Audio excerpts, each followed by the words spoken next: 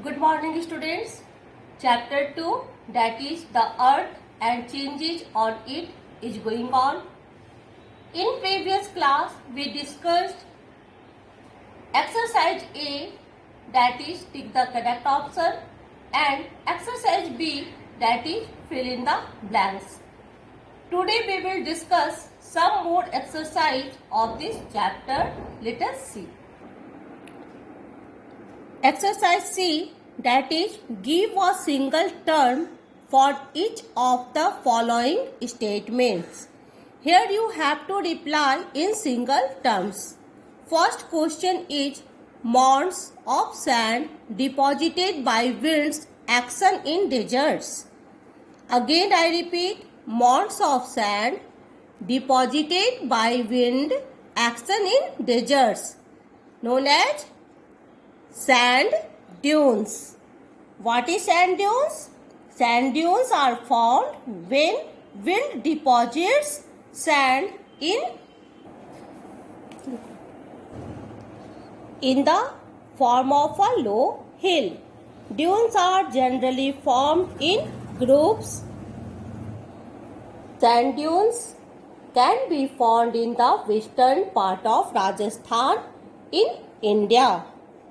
Second question is the process in which a gradual wearing and carrying away of soil particles takes. Again I repeat, the process in which a gradual wearing and carrying away of soil particles takes place on the earth's surface is known as erosion. Erosion occurs by various agents of gradation like water, wind and ice. Now, third question is the process of laying down of sediments carried by various agents of gradation. Again I repeat, the process of laying down of sediments carried by various agents of gradation is known as deposition. What is deposition? Deposition refers to the laying down of sediments which have been carried from distant part of the earth's surface by various agents of gradation. The continuous process of deposition results the formation of soil at other places.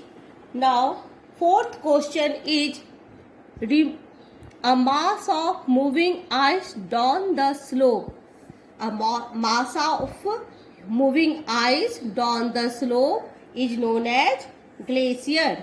In India, the glaciers are found on high altitudes of Himalayas where temperature is below freezing point.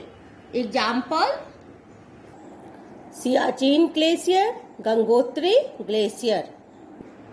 Next question is removal of the top layer soil is called. What is called removal of the top layer of soil? It's called soil erosion.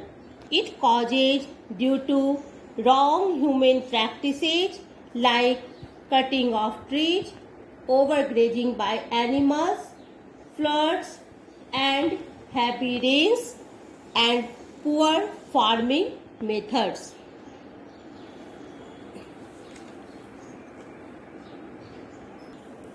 Now we will discuss exercise D, that is answer the following questions in brief.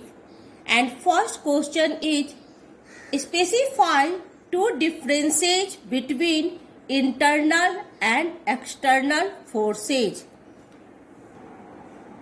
Students, I have already discussed with you there are two types of forces that are responsible for movement of the earth, and forces are internal forces and external forces. The forces which act inside our earth are known as internal forces and it occurs by two-way sudden forces and the slow forces. And the effect of sudden forces are, you can see in the form of earthquake, volcanoes, landslides, and the effect of slow forces you can see the building mountains. And what are external forces?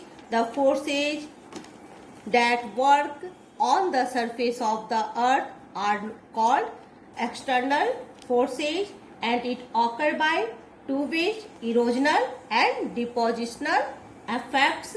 And we can see the effect various agents of gradation like river, sea, glacier or wind. And how you will write answer? You can write here, there are two types of forces, internal forces and external forces. What is internal forces? The forces which act inside our earth are known as internal forces. And while external forces you can write the forces that work on the surface of the earth are called external forces. And in a second point, you can give the examples. Some example of internal forces are earthquake, volcanoes, building mountains.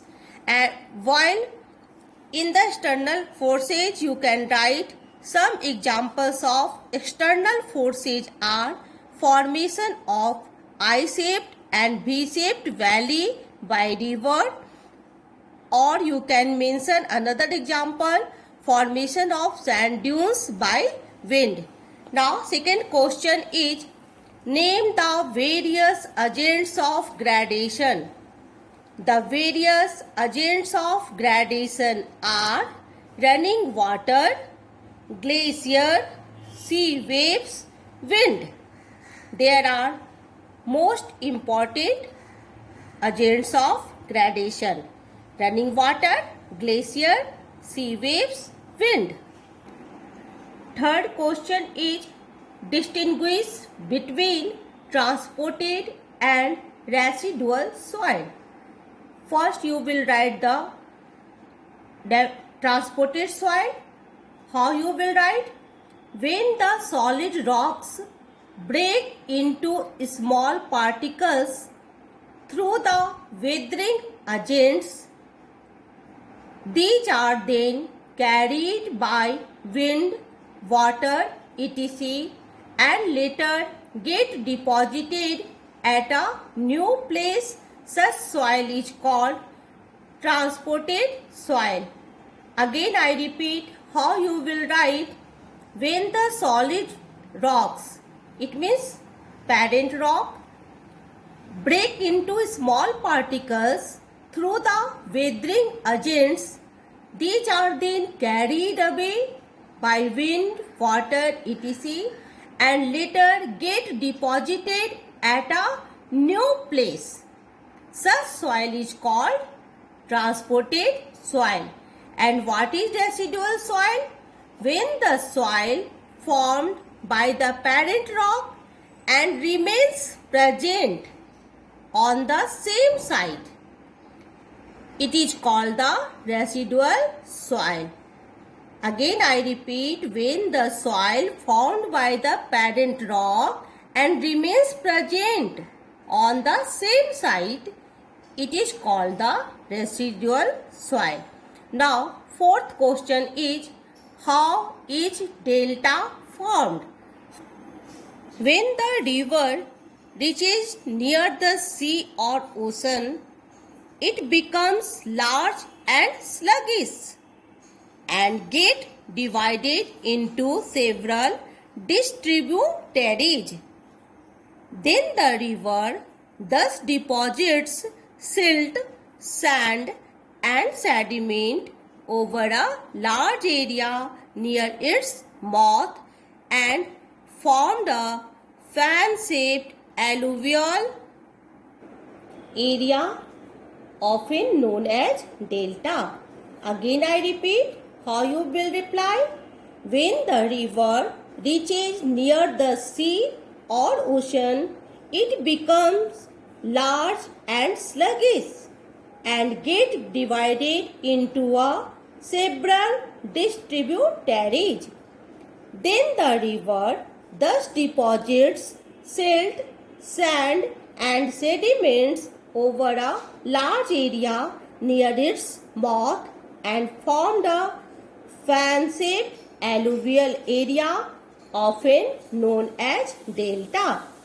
Now, and last question is, why is humus formed more rapidly in humid area?